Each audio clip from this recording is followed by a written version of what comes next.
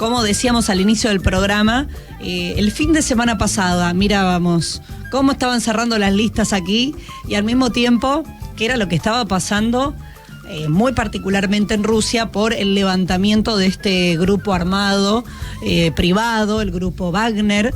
Y para hablar un poquito, para entender un poco más, para profundizar y también en el transcurso de esta semana donde eso ha ido resolviéndose, en principio le damos la bienvenida a un amigo de la casa, Guillermo Cabiasca. ¿Cómo estás?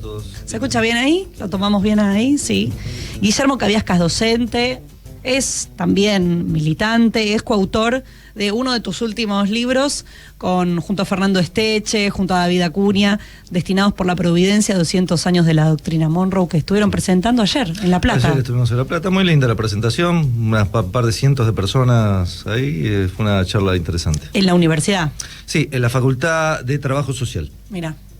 Vino gente no solo de la facultad, sino de otros lados, otros interesados que se enteraron en la ciudad, ¿no? Claro. Estuvo bueno. Muy bien, Rusia. ¿Qué es, empezaría por ahí, el grupo Wagner? Bueno, a ver, es muy fácil decir, es un grupo de mercenarios. Ahora bien, en general en el imaginario de la gente, un grupo de mercenarios son, el otro día me acuerdo que ponía, bueno, los que tienen mi edad por lo menos sabrán de los profesionales de Bode Doyle, un mercenario era alguien que se alquilaba en un soldado de fortuna, no es lo mismo, ¿no? Sería una compañía privada rusa que cumple funciones militares y trabaja dentro de los intereses del Estado ruso. Claro. ¿No? O sea, pensemos, sí, compañía privada, empresa privada, pero con una lógica en la cual está acotada por los intereses de defensa y geopolíticos del Estado ruso. O sea, no puede alquilarse a cualquiera, se puede alquilar en países en los cuales la política rusa tenga interés, en todo caso que es política internacional rusa, tenga interés que se alquile. Si uno puede ver, los Wagner han sido claves, han sido muy importantes, digamos, vamos a ver en cada lugar, habría que verlo más, en el avance ruso en África, ¿no? Las tareas militares que acompañan a los convenios económicos y acuerdos diplomáticos y geopolíticos con una serie de gobiernos africanos y ciertos cambios de gobierno y cierta apoyo militar a esos gobiernos y el reemplazo de las fuerzas europeas, de Francia particularmente, por tropas de Wagner, ha sido clave en el posicionamiento, el cada vez mayor posicionamiento ruso en África, que es uno de sus éxitos posteriores, paralelos a este proceso de confrontación de guerra que hay en Europa, ¿no? Y, sin embargo, este levantamiento, este motín, diríamos, ir en contra de lo que tenía para decir el Kremlin. Sí. ¿Por qué sucede eso? Bueno, hay múltiples aspectos, ¿no? Hay un aspecto que es digamos, Wagner. Y no solo Wagner, los chechenos y una parte de los mandos rusos y de la política rusa ha tenido serios cuestionamientos a la dirección de la guerra, especialmente a lo que es el ministro de Defensa Shoigu y a Gerasimov también, ¿no? Y a todo un espacio que es el que ha conducido la guerra hasta hoy. Se ha visto permanentemente en las declaraciones, los más extrovertidos, indudablemente, han sido los chechenos, que también decían barbaridades, ¿no? ¿Cuál es la crítica? La crítica que no se está tomando la guerra como si fuera una guerra a fondo, que se hace la guerra muy condicionada, eso dicen ellos, ¿no? No digo que lo digo yo, ¿no? Se hace la guerra muy condicionada por los intereses de los grandes empresarios y los oligarcas, no porque ellos también no tengan negocio, y no sé Kradilov, pero Prigozhin, digamos, ¿no? Esta es una crítica a Putin, ¿no? Digamos, siempre han salvado mucho a Putin, porque Bien. Putin es como un gran líder, muy reconocido por todo el mundo, ¿no? Y además son casi, o sea, la incorporación de los chechenos como una fuerza orgánica del Estado ruso, ¿no? Se produce a partir de la llegada de Putin, ¿no? Putin, además de la guerra, hace la paz, ¿no? Que es lo más importante después de la guerra, cómo va a ser la paz, porque si no la guerra no termina nunca. Ahora digo, ¿no? Un grupo paramilitar, Wagner, que de todas maneras se le está revelando al Estado Sí, ruso, nada más y nada menos que al Estado ruso que está en medio de un conflicto bélico. Bueno, ¿cómo comprender eso también, no? Sí, eso sorprendió a todos, ¿no? Eso sorprendió a todos los analistas occidentales y supongo que a los rusos también los debe haber sorprendido. Lo que pasa al interior, las líneas que se ven detrás de lo visible es más difícil de ver, pero en Occidente y en todos los que vemos desde afuera, digamos, por más que aguticemos la lupa, nadie se imaginaba que un grupo militar que en este momento debe andar por los 40, 50.000 hombres, perfectamente equipados, que han tenido roles clave en la guerra en los últimos tiempos, de golpe hagan digamos, lo que en América Latina o en Argentina podíamos llamar planteos en una época, ¿no? Claro. O sea, yo le decía, esto parece un piquetazo, digamos, una marcha de protesta. Algunos decían, está discutiendo la paritaria, se reían está discutiendo la paritaria, claro. Pero en medio de un combate en el cual vos has tenido un rol súper importante. Es cierto que después de la toma de Bakhmut y de esa victoria en ese terreno, después de tanto esfuerzo, siempre es así, todas las tropas que participan de una operación de esa envergadura durante tanto tiempo se retiran. O sea, Wagner no estaba en el frente. O sea, no es que el frente dejó de estar guarnecido porque Wagner se fue a marchar. Sí. Segundo, la marcha a Moscú fue un hecho político, de los cuales marcharon 2.500 hombres. O sea, si Prigozhin o Wagner pensaba tomar Moscú con 2.500 hombres, no es razonable, ¿no? Lo que sí tomaron, sin ningún tipo, lo que tiene que asombrar quizá es que no tenga ningún tipo de resistencia, prácticamente ningún tipo de resistencia, y cierta popularidad. La popularidad de Wagner entre la población, ¿no? Llegó a tener, según las encuestas mismas hechas en Rusia, en el momento el 60% de aprobación. Ahora, Guillermo, en la pregunta del por qué, ¿no? Hablás de estas críticas sobre la conducción del conflicto. A priori uno diría, bueno, pero tiene que haber algo más, porque levantar 50.000 hombres para de repente ir en contra del planteo del Estado ruso no es moco de pavo, más es un pasito más que unas críticas. En medio de un conflicto con la OTAN. No, en medio de la guerra. Nada más y nada menos, ¿no? Digamos. En medio de la guerra, por eso de hecho, el entusiasmo que despertó en Occidente fue brutal, ¿no? Claro. Eso es clarísimo. Hay varias cosas más. No son 50.000 hombres, porque Wagner tiene gente por todos lados, ¿no? Okay. No, hay un hecho que derramó, la gota que derramó el vaso, que ya venían con críticas muy fuertes de antes, tiene algo que ver más al tipo de manejo de la guerra, que es una inquietud que yo creo que cruza la sociedad rusa, ¿no? A ver. Pero que algo que específicamente de Prigozhin, me refiero, de la empresa, es que Prigozhin es el líder de este grupo. Prigozhin es el líder, sí, el propietario de la empresa, uno de los principales accionistas, claro. No es un militar. Soryu tampoco es un militar, ¿eh? Te digo, es que si yo me pongo un uniforme, soy ministro de Defensa y por la estructura del Estado dice tenés que ser general, soy general. Digamos, Soryu no es un general de carrera. Bien. ¿No? Aclaro. Parece una pavada para quienes no estamos en tema, pero en realidad es algo muy importante, sobre todo en la conducción y sobre todo justamente para de las fuerzas, para los militares, exacto. Para la conducción, vos no sos de carrera, bueno, es la parte burocrática y en es Rusia tenés un grado. Pero, es relevante, claro. El Estado ruso recurrió, o sea, tenemos que reconocer algo. Que es muy difícil reconocer no para los rusos, sino para todos los que siguen muy entusiastamente a Rusia en el exterior. Que a Rusia no le fue bien en la campaña. O sea, no consiguió sus objetivos. No le va mal, como dice en Occidente, pero no le fue bien en la campaña. No, digamos, todos esperaban una campaña rápida y la campaña se transformó en una campaña de más de un año ya, ¿no? Con un esfuerzo bélico que va a seguir en el tiempo. ¿Eso qué significó? Que cuando fracasó el primer intento, que centralmente era resolver en forma relativamente rápida el problema de Ucrania, con un cambio de gobierno en el cual se lograra un acuerdo que básicamente tenía que ver con la neutralización de Ucrania, el respeto de los intereses de los sectores de Ucrania que eran afines a Rusia frente a los sectores de Ucrania que estaban apoyados y que habían tomado el poder, ¿no? Sí. Cuando se fracasó en ese cambio de gobierno, el ejército ruso tuvo un cimbronazo. No pudo resolver militarmente, se tuvo que retirar de determinados sectores y sufrió un desgaste muy fuerte.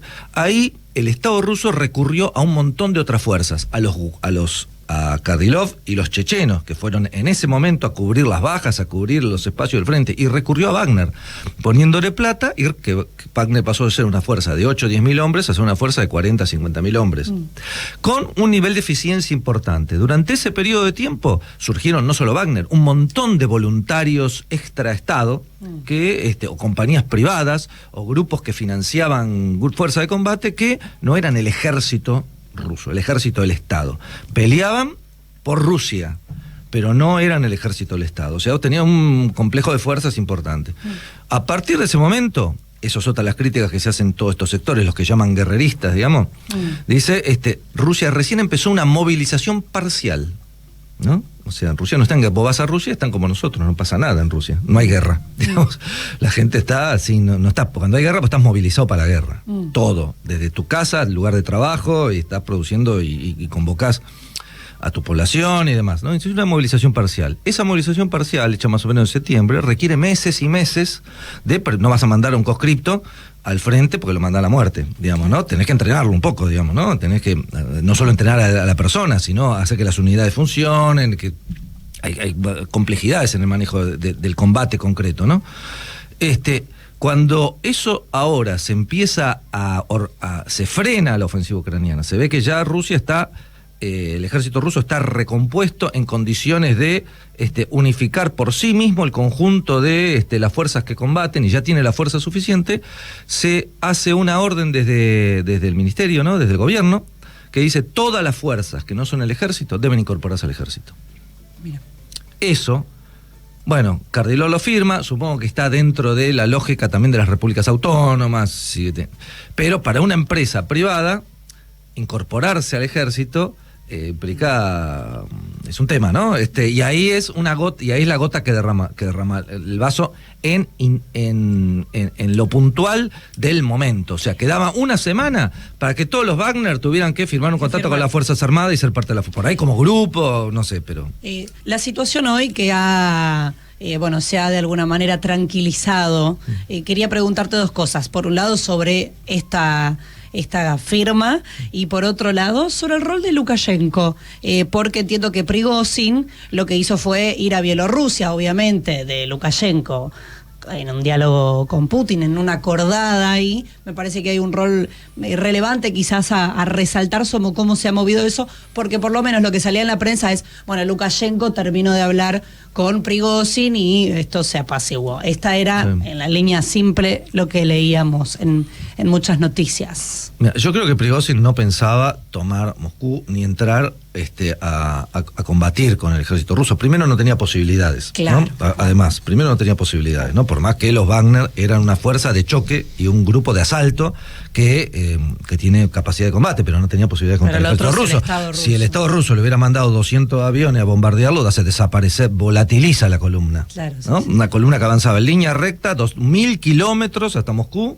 por una autopista.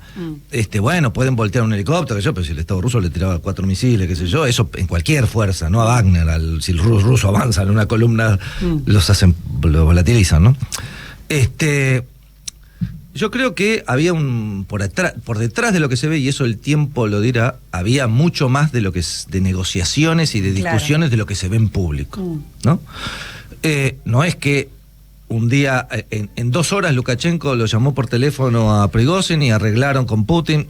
Había cosas que se estaban cruzando por abajo. No hubo un intento de golpe de Estado. No llega a ser intento. O sea, para nosotros es muy difícil ver los extremos. No. Claro. O sea, no. Primero, un golpe de Estado no es simplemente un grupo armado que toma el Estado. Tiene que tener mucho más que eso, ¿no? Pero lo que digo, llama la atención que se siente en una mesa como de negociación, no digo de igual a igual, pero está en una mesa acondicionando, ¿no? Eso es lo que llama la atención. Sí, eso mucho llama la atención por dos, me parece. Primero, porque hubiera sido mucho más dañino para Rusia el bombardeo de las columnas de Wagner. Claro. Por 2 razones. Primero, porque es una guerra civil interna con una resolución fratricida, una resolución. Segundo, porque Wagner tenía un gran prestigio en la población. Ante la falta de victorias claras, por más que las hubiera en algunos casos, pero ante falta de victorias claras, todo el mundo hablaba de Wagner. Wagner sabía venderse y el Estado hablaba cómo ganamos en Bakhmut, los valientes que son. La gente salía, no digo que masivamente, pero había,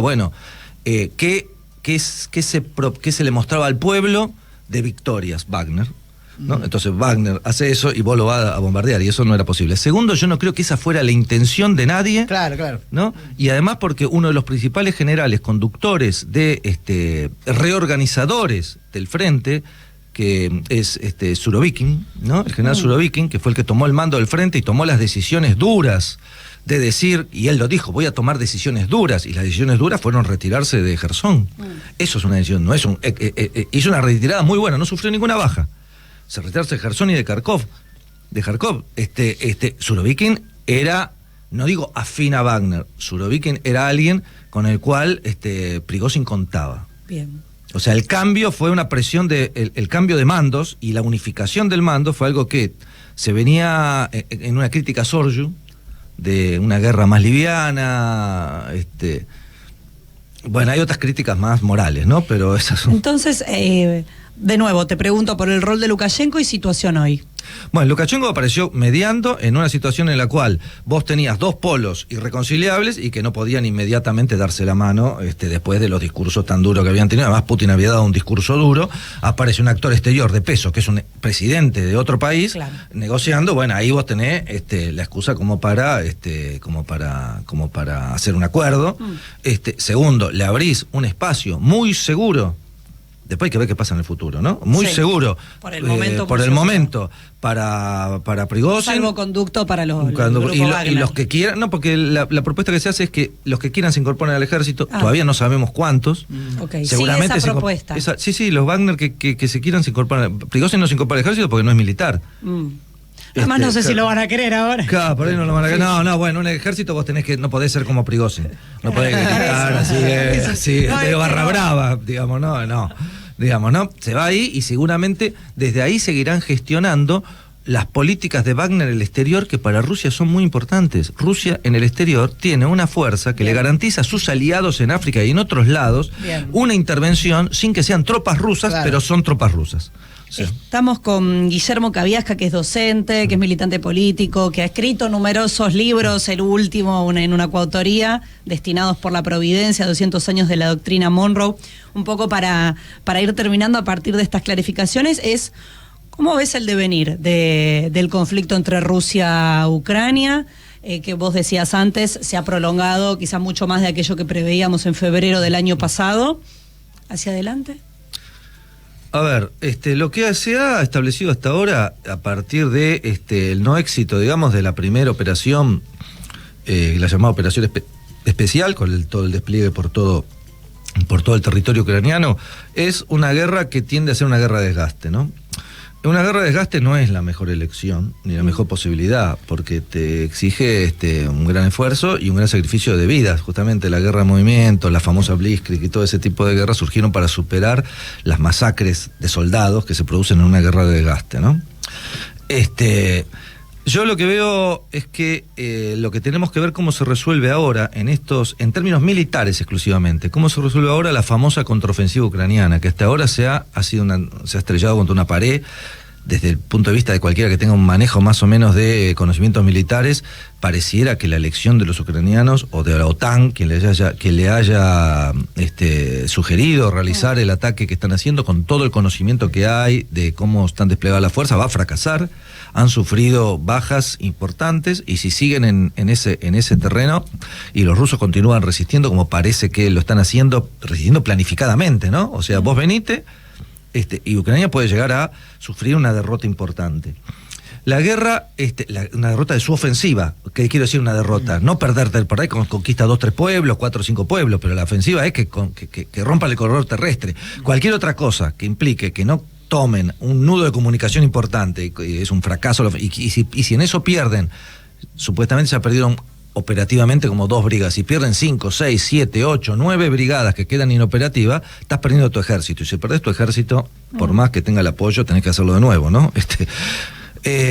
Lo que dependerá, yo creo que la guerra tiende cada vez más a que, y va a tender cada vez más, me parece, salvo que, insisto, acá hay actores externos, que no son externos, son internos a la guerra, pero que están fuera de Ucrania misma, ¿no? De los territorios, del territorio ucraniano, que es la OTAN, que son todos los países occidentales. la guerra tiende a inclinarse a favor cada vez más de Rusia. En algún momento la guerra se gana cuando el frente, en una guerra de este tipo, en una guerra de trincheras, cuando una de los grupos no puede sostener y el otro consigue quebrar el frente, la guerra se pierde. Guillermo Cabiasca, muchísimas gracias. Gracias a ustedes por visitarnos hoy aquí en Radiográfica. Gracias. No, gracias a ustedes.